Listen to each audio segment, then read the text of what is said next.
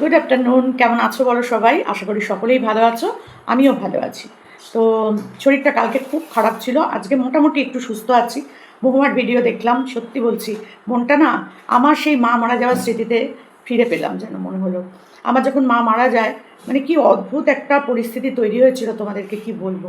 আগেও হয়তো শেয়ার করেছি, কিন্তু আজকে মহুয়ার এই শাশুড়ি মার মারা যাওয়াটা দেখে আমার নিজের মায়ের মারা যাওয়ার কথাটা বেশি করে মনে পড়ছে। আমারও শাশুড়ি মা নেই, কিন্তু তিনি একরকম ছিলেন, আমার মা আরেক রকম ছিল, তাই না? মা মাই হয়, শাশুড়ি মা শাশুড়ি মাই হয়, দুজনেই কিন্তু মা। তবুও শাশুড়ি মাটা আগে বলে নিই, পরে আমি মার কথাটা বলছি। আমার শাশুড়ি মা প্রচুর দিন ধরে অসুস্থ ছিলেন, প্রচুর বার হসপিটালে ভর্তি হয়েছে, ভেন্টিলেশনে ভর্তি হয়েছেন, বারবার বাড়ি এসেছেন, বারবার গেছেন, বারবার এসেছেন, বারবার গেছেন, এরকম। যখন বাড়ি আসতো তখন একদম সুস্থ, আবার যখন অসুস্থ হতো তখন আবার ভেন্টিলেশনে, 3-4বার ভেন্টিলেশনে যাওয়ার পর তারপর ওনার মুক্তি হয়। খুবই কষ্ট পেয়েছেন, কিন্তু ওনার কাজকর্ম সব কিছু মিটে যাওয়ার পর উনি ওইখান থেকেই আস্তে আস্তে মানে কি বলবো, স্মৃতির মধ্যেই রয়ে গেছেন, আর কিছু না। কারণ ওনার কোনো স্মৃতি আমার কাছে নেই। তো যেটা আছে সব আমার শ্বশুরবাড়িতেই রয়েছে, যেহেতু আমি শ্বশুরবাড়িতে থাকি না, আমি এখানে থাকি, ফ্ল্যাটে থাকি পাশেই। তো সেই জন্য ওনার কোনো স্মৃতিই আমার কাছে নেই, আলাদা করে নেই, যে ওনার চশমা, ওনার হাতের একটা চুড়ি, বা ওনার একটা জামা কাপড়, ওনার একটা মানে শাড়ি, বা ওনার কোনো থালা বাসন গ্লাস, কোনো কিছুই আমার কাছে নেই, কোনো কিছুই নেই। যা আছে সব আমার শ্বশুরবাড়িতেই আছে।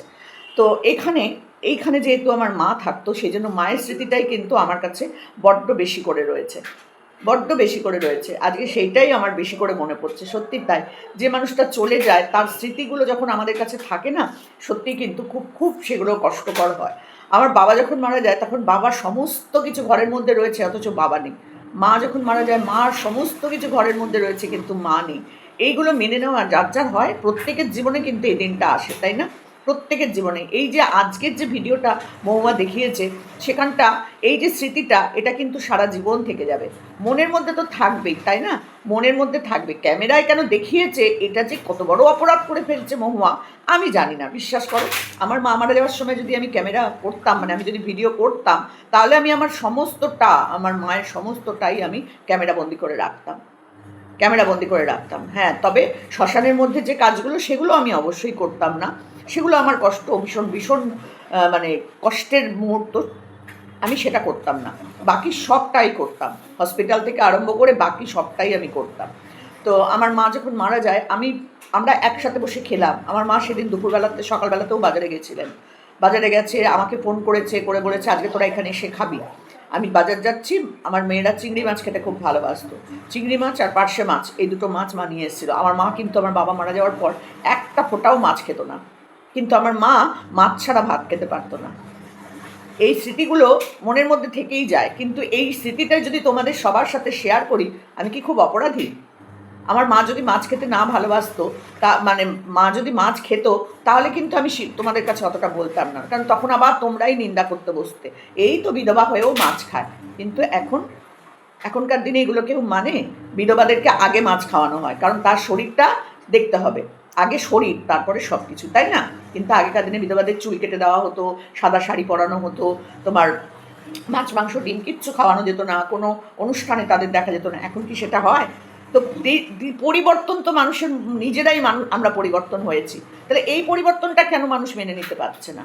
সত্যি অবাক লাগছে দেখতে। কেন মহুয়া দেখালো, কেন মহুয়া দেখালো? আনসাপ করে দিচ্ছি, আনসাপ করে দিচ্ছি, দাও আনসাপ করে দাও তোমরা, তাতে মহুয়ার কিচ্ছু যায় আসে না।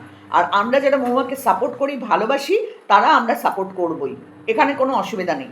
কারণ এই যে জিনিসগুলো দেখাচ্ছে, এগুলোর স্মৃতি, আর কিছুই নয়। তো আমার মার কথাটা বলছিলাম, আমার মা যখন মারা যায়, আমরা এখানে এই টেবিলটা তখন ছিল না, আমরা মেঝেতে বসে খেতাম।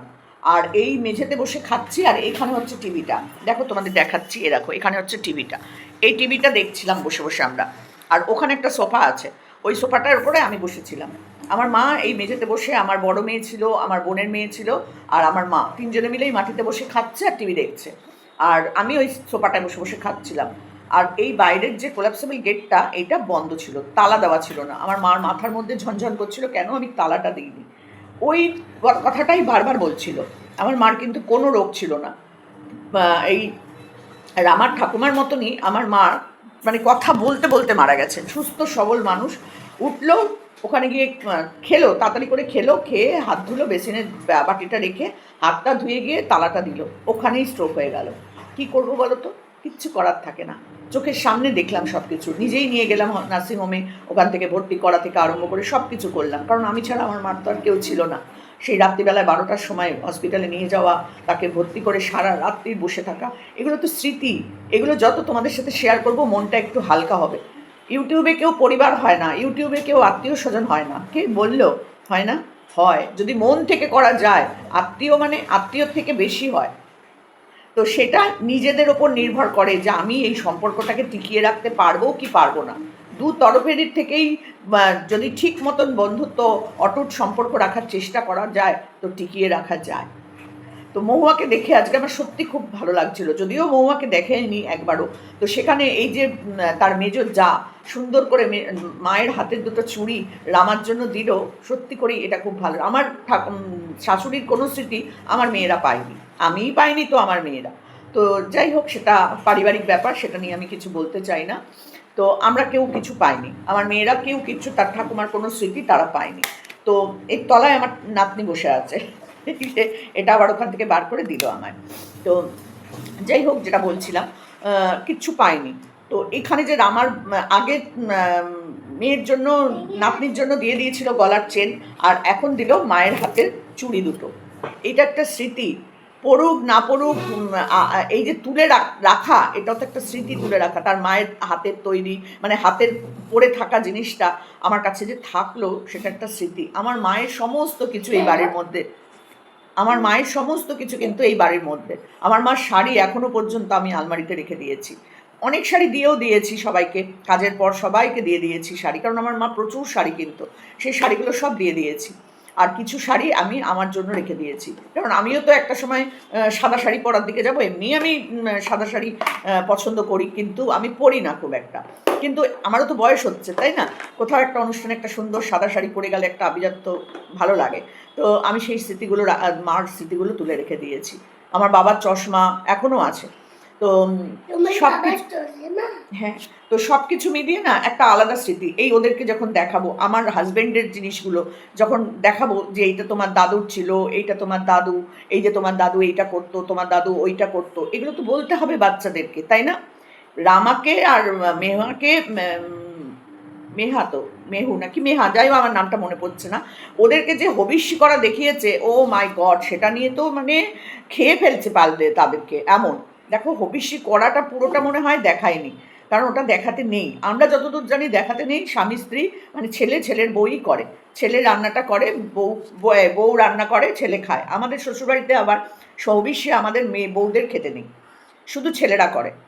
আর সেই ছেলেদের মধ্যে বড় ছেলে যদি থাকে, বড় ছেলে করে, ছোট ছেলে পাশে বসে থাকে, আর একসাথে দুজনে খায়, কোনো কথাবার্তা কিছু বলা যায় না, কারোর মুখ টুক দেখতে নেই, মানে কেউ যেন সামনে না থাকে, সেই সময় খায়, সেই সময় করে সেটা খায়। ওর একটা নির্দিষ্ট টাইম থাকে। ছাদে কোনো সময় আমরা অবশ্যই করিনি। আমার শ্বশুরমশাইয়ের যে ঘরটা ছিল, শ্বশুর শাশুড়ি যে ঘরে থাকতেন, সেই ঘরের মেঝেতেই ইট পেতে আর ওই পাতকাঠি দিয়ে ওই রান্না করা হতো, মালসা পোড়ানো হতো। তো আর আমাদের ওই সাদা শাড়ি লাল পাড় পরাও নিয়ম ছিল না। এবার সেইটা দেখে যদি কেউ বলে, বাবা দেখো, শাশুড়ি মারা গেছে, শ্বশুর মারা গেছে, সাদা শাড়ি লাল পাড় পরেনি, ওমা আমাদের নিয়মটা, চুপ, আমাদের নিয়মটা তো জানতে হবে। কার বাড়ির কি নিয়ম না নিয়ম কিছুই জানি না, অথচ দেখো সমালোচনা করতে বসে যাই।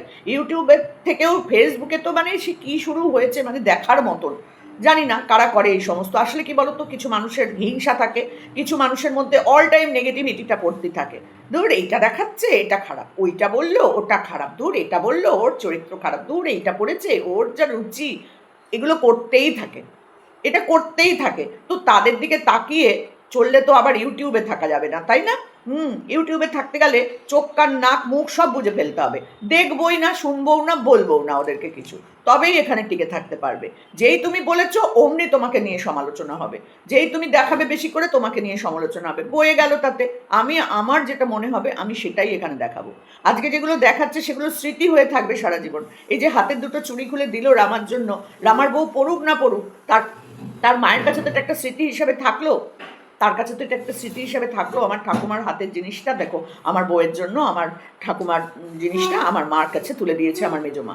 এটা একটা কত বড় ভালো লাগা বলো তো। এইটা দেখেও সমালোচনার ঝড় উঠে যাবে। ও ঝড়, তাতে কি এসে যায়? আর কিছু জিনিস ক্যামেরায় দেখালে কিচ্ছু খারাপ হয় না, কিচ্ছু না। আমার কাছে কোনো জিনিসটা খারাপ লাগেনি। যাদের লেগেছে লেগেছে। আমি যদি ক্যামেরা তখন থাকতাম, ভিডিও করতাম, আমি আমার মায়ের সমস্ত কিছু দেখাতাম, সত্যি দেখাতাম। একজন আমাকে কমেন্ট করেছে, আমি সেই কমেন্টের কথা বলছি। মৃত মানুষের থেকেও নাকি পারমিশন নিয়ে রাখতে হতো, যে আপনি মরে যাওয়ার পর আপনাকে নিয়ে ভিডিও করব। কি অবান্তর কথা, সত্যি কি অবান্তর কমেন্ট। তো আপনার বাড়ির লোকেরা যদি যদি ভিডিও করে তো আপনি পারমিশন দিয়ে রাখবেন, কারণ এখনকার দিনের ছেলে মেয়েদের না আপনি যা বলবেন সেটাই যে করবে তার কোনো গ্যারান্টি নেই। আর এই জিনিসগুলো, কিছু জিনিস খারাপ লেগেছে, যেটা খারাপ সেটা খারাপ, অবশ্যই স্বীকার করতে হবে।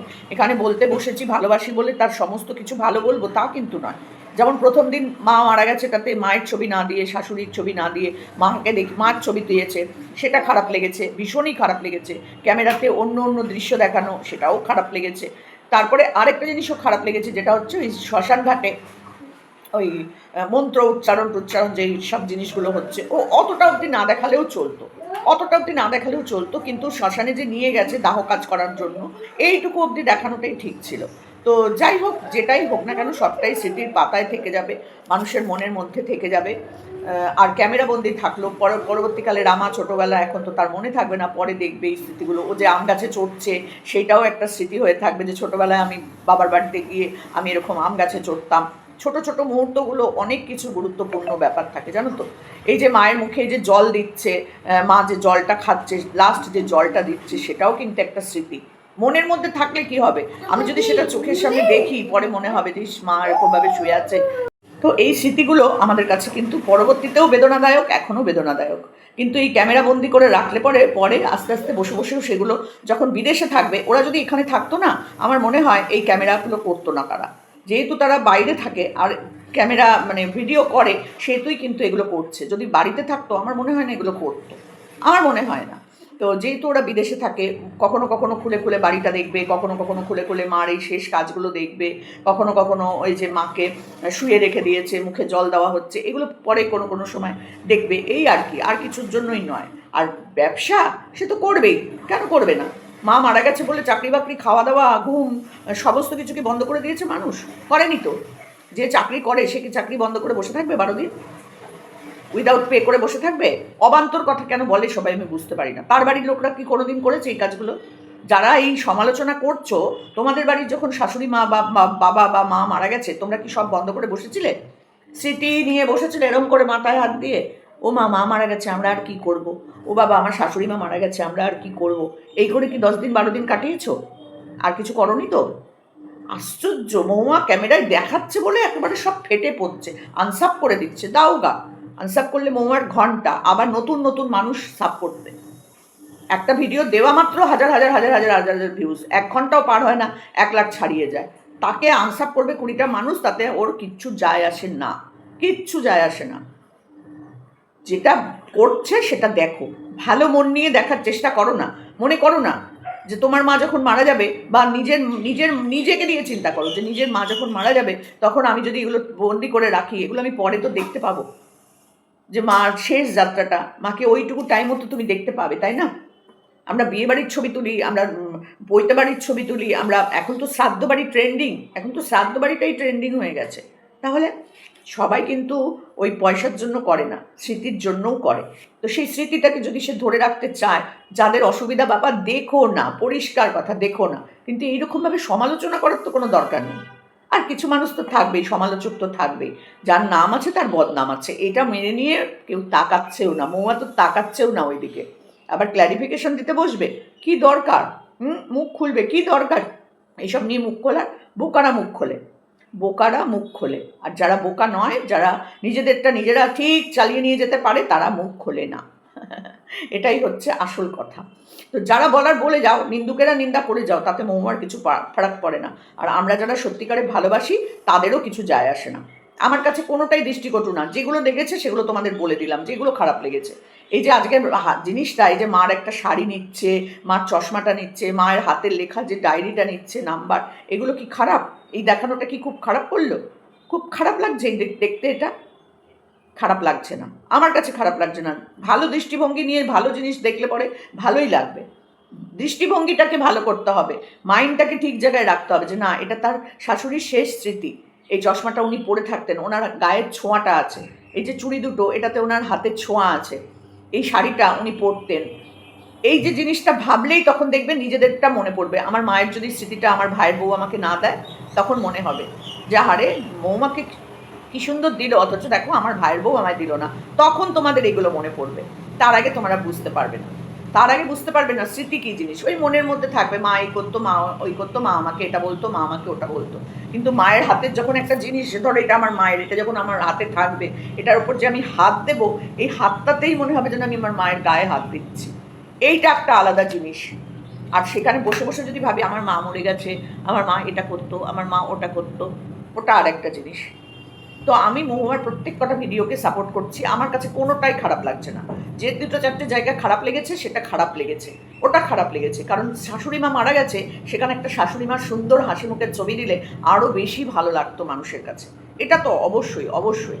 সেখানে তার মায়ের সাথে কলকাতার ফিরে আসার সময় মায়ের সাথে হাসি মুখের ছবি, বা মাকে এয়ারপোর্টে জড়িয়ে ধরে চিৎকার করে ভাই বোন করে চিৎকার করে ধরা, এই জায়গাটা ভালো লাগেনি, আমার ভালো লাগেনি ওই জায়গাটা। কিন্তু তারপর যে 10-12 দিন থাকে না, আমাদের বাড়িতেও তো হয়েছে, আমার মা বাবা, আমার শ্বশুরমশাই, শাশুড়ি মা, আমার কুশ শ্বশুর, কুশ শাশুড়ি, আমার দিদি শাশুড়ি, 7 জনের মৃত্যু আমি চোখের ওপর দেখেছি। আমার বোন, আমার বোনের বর, আমার ননদ, আমার ননদের বর, আমার হাজবেন্ড। তাহলে বুঝতে পারছো 10, 11, 12, 13, 14 জনের মৃত্যু আমি আমার চোখের সামনে দেখেছি। তাহলে এই 14 জনের মৃত্যুতে কি আমি একেবারে ভেঙে গলে আঠা হয়ে গেছি পুরো, যেখানে লাগিয়ে দিচ্ছে সেখানে চেপকে বসে আছি?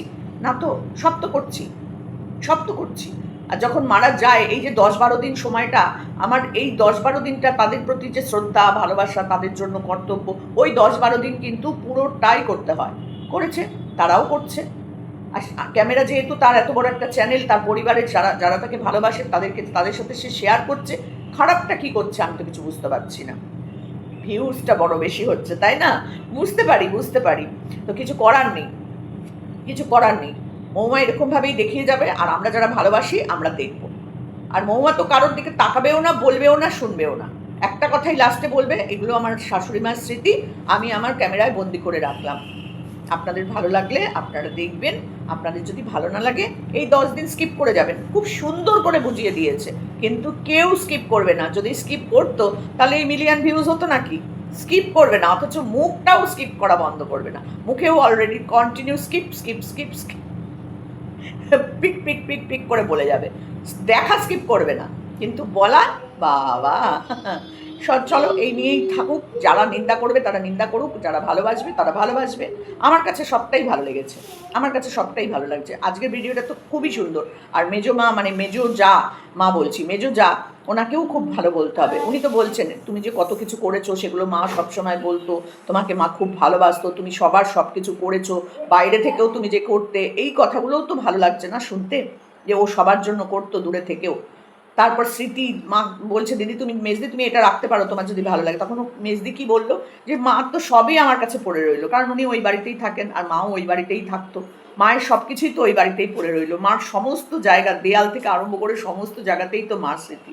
তো সেটা নিয়ে তারা ওই বাড়িতেই থাকবে। কিন্তু এরা চলে যাবে বহু দূর, 28 ঘন্টা জার্নি করে তারা চলে যাবে তাদের বাড়িতে। সেই ছোট্ট ছোট্ট জিনিসগুলো তাদের কাছে স্মৃতি হিসাবে থাকবে। এই বোঝার ক্ষমতাটা যাদের নেই তারা আনসাপ করুক, তারা ভিডিও করুক, তারা না বুঝে যা খুশি তাই বলুক, তাতে কিচ্ছু যায় আসে না, কিচ্ছু যায় আসে না। আর ভিডিও করা বন্ধও করবে না। তো চলো এটুকুনি বলার ছিল। টাটা।